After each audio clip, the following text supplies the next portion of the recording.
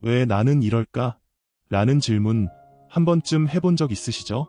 아무리 이해하려고 해도 사라지지 않는 감정들, 똑같은 사람, 똑같은 관계만 반복해서 끌어들이는 이유. 혹은 늘 마음 한구석에서 나는 너무 과한 사람인가? 아니면 한참 부족한 걸까? 라는 생각이 드는 이유 말이에요.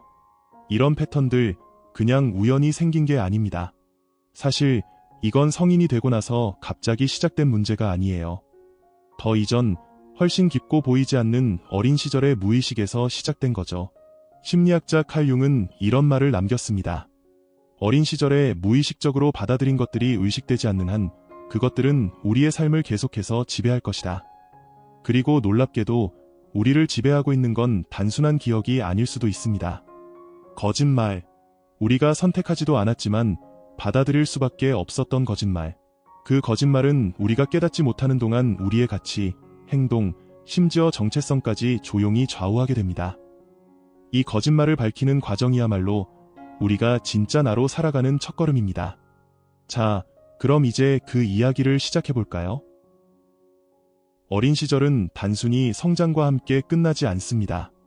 그 시간은 우리가 자신을 대하는 방식, 사람들과 관계를 맺는 방식, 그리고 세상을 바라보는 방식을 결정짓는 심리적 설계도로 남아있죠. 심리학자 칼 융은 어린 시절을 단순한 성장의 한 단계로 보지 않았습니다.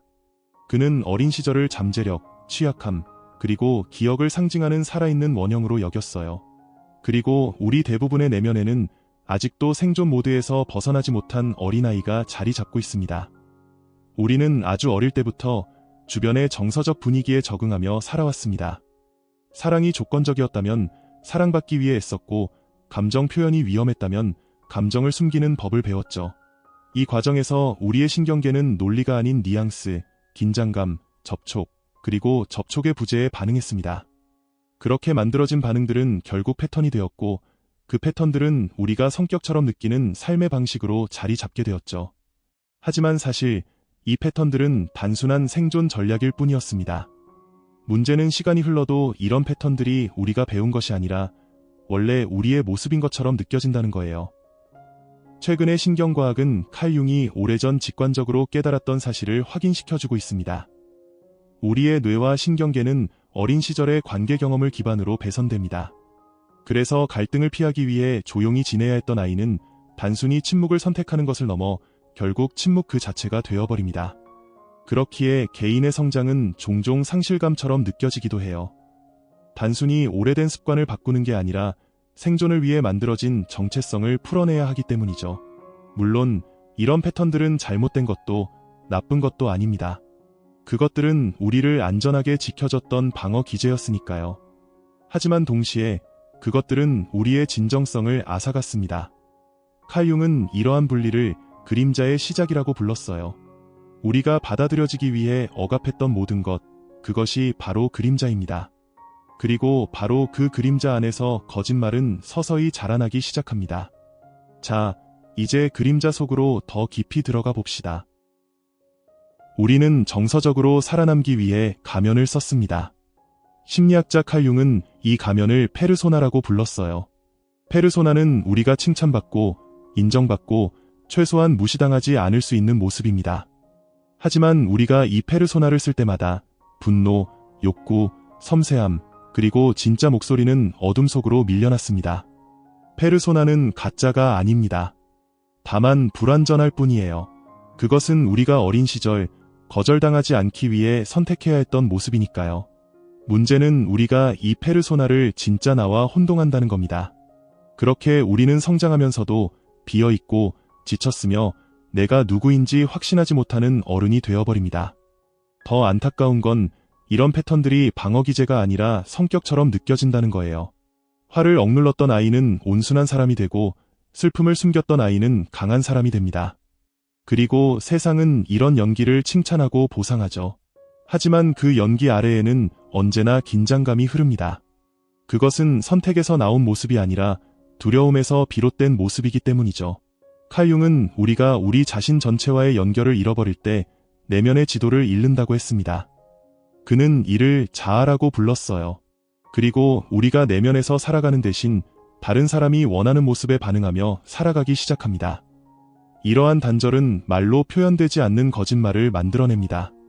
그 거짓말은 우리의 자신감 아래, 우리의 성공 아래, 그리고 우리의 불안감 아래에서 느껴질 뿐입니다.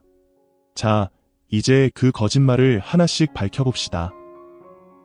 어린 시절 당신이 믿게 된 가장 추악한 거짓말은 어떤 한 문장도, 소리 지른 말도, 글로 적힌 문구도 아니었습니다.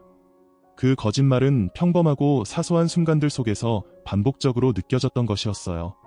그리고 그 거짓말은 바로 이것이었죠. 있는 그대로의 나는 사랑받기에 부족하다. 누군가가 당신에게 직접 그렇게 말했기 때문이 아니었어요. 사랑, 애정, 그리고 안전이 조건적이었기 때문입니다. 조용히 있을 때만 칭찬받거나 감정을 너무 많이 표현했을 때 처벌받았던 경험들, 슬플 때 무시당하거나 성공했을 때만 인정받았던 기억들. 그렇게 당신은 서서히 이런 생각을 배우게 됩니다. 나는 안전하기 위해 누군가 다른 사람이 되어야 해. 이 믿음은 단순히 감정적인 게 아닙니다. 그것은 생물학적이에요. 당신의 몸은 당신의 머리가 잊어버린 것들을 기억합니다. 진실을 말하기 전에 움츠러들고 지나치게 사과하거나 관계 속에서 너무 많이 베풀고 상대방에게 지나치게 맞추죠. 완벽함을 추구하면서도 짐이 되는 것을 두려워하는 당신. 이 모든 것은 결국 당신의 가치가 조건적이라는 거짓말까지 거슬러 올라갑니다. 이것이 우리가 마주해야 할 근본적인 상처입니다. 그 상처를 단순히 기억하는 데서 멈추는 것이 아니라 생존하기 위해 버려야 했던 나 자신의 조각들을 되찾는 것입니다. 칼 융은 치유를 단순히 고장난 것을 고치는 일로 보지 않았습니다.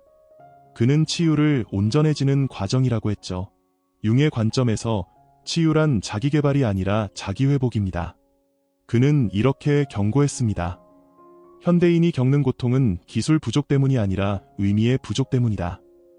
우리가 겪는 많은 감정적 어려움은 단순히 기능 장애가 아닙니다. 그것은 감정과의 단절, 내면의 목소리와의 단절, 그리고 우리가 만들어낸 페르소나라는 껍데기 너머에 있는 더 큰 무언가와의 단절에서 시작됩니다. 진정한 치유란 융이 말한 대로 자아로 돌아가는 과정입니다. 빛과 어둠, 모든 것을 포함한 온전함의 깊은 중심으로 돌아가는 일. 그리고 이 치유는 당신을 완전히 새로운 사람으로 만드는 게 아닙니다. 오히려 잊어야만 했던 당신의 본래 모습을 기억하도록 돕는 것이죠. 융은 이 과정을 개성화라고 불렀습니다. 이것은 우리가 버려야 했던 모든 조각들을 천천히 그리고 용기 있게 통합하는 여정입니다. 화를 내던 아이, 섬세했던 아이, 목소리가 컸던 아이, 겁이 많았던 아이. 이 모든 것들은 결점이 아닙니다. 오히려 당신이 진짜 누구인지 알려주는 열쇠입니다. 우리는 이 조각들과 싸우기를 멈출 때 비로소 치유가 시작됩니다. 착한 사람이 되려 애쓰는 대신 진짜 나로 살아갈 때 우리는 그 거짓말에서 벗어날 수 있습니다. 이 과정은 단순히 머리로 이해하는 논리가 아닙니다. 그것은 살아있는 경험들을 통해 이루어집니다. 당신이 스스로에게 이렇게 허락할 때 내 자리에서 공간을 차지해도 괜찮다, 쉬어도 된다, 아니요라고 말할 수 있다, 그리고 억눌렀던 감정을 표현할 수 있다. 그때 비로소 진정한 치유가 시작됩니다. 이 여정은 결코 빠른 길이 아닙니다. 하지만 그것이야말로 진짜 길입니다. 그리고 매번 완벽함 대신 존재를, 연기 대신 솔직함을 선택할 때 당신은 그 고리를 하나씩 끊어내고 있는 겁니다. 당신은 가면이나 역할이 아닌 그 뒤에 숨겨진 온전한 인간으로서의 자신을 선택하는 겁니다. 당신은 당신의 가치를 증명할 필요가 없습니다. 그럴 필요는 처음부터 없었어요. 가장 추악한 거짓말은 당신이 그것을 직면하고 이름 붙이는 순간 그 힘을 잃습니다. 그 거짓말은 당신이 부족하거나 결함이 있어서가 아닙니다. 그것은 단지 타인이 당신의 온전한 인간성을 받아들일 준비가 되어 있지 않았기 때문입니다. 그건 당신의 잘못이 아닙니다. 하지만 치유는 당신의 책임입니다. 이제 제가 드리는 초대는 간단합니다. 이 거짓말을 마음속에 묻어두지 마세요. 만약 이 영상 속 무언가가 당신에게 울림을 주었다면 아래 댓글로 어떤 부분이 가장 와닿았는지 나눠주세요. 당신의 이야기가 누군가에게 나 혼자가 아니구나라는 깨달음을 줄 수도 있습니다. 그리고 아직 구독하지 않으셨다면 아레볼루션 채널 구독도 잊지 마세요. 여기선 화려한 거칠애 없이 개인적이고 영적인 성장을 위한 진실된 이야기를 나눕니다. 당신은 온전해질 자격이 있습니다. 그 자격은 언제나 당신에게 있었습니다. 시청해주셔서 감사합니다. 저는 알씨였습니다. 다음 영상에서 만나요.